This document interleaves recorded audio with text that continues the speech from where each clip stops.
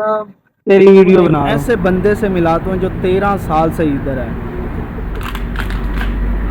अस्सलाम वालेकुम तारक भाई, तेरी वीडियो बना रहा हूँ। भाई 13 साल हो गए इधर ही गया, छुट्टी नहीं गया माशाल्लाह। 3 बजे आया इधर, 3 बजे 4 बजे आया, 4 बजे आया माशाल्लाह। लात पर लात रख के बैठा माशाल्लाह। देखना मेहनत इस चीज़ को कहवा, 13 साल हो गए छुट्टी नहीं गया। देख अभी आया, लात पर लात रख के बैठा। हम सुबह 9 बजे आए थे, रात को 12 बजे जावांगे। भाईजान अभी आया, देख सेठ, वाह क्या बात है।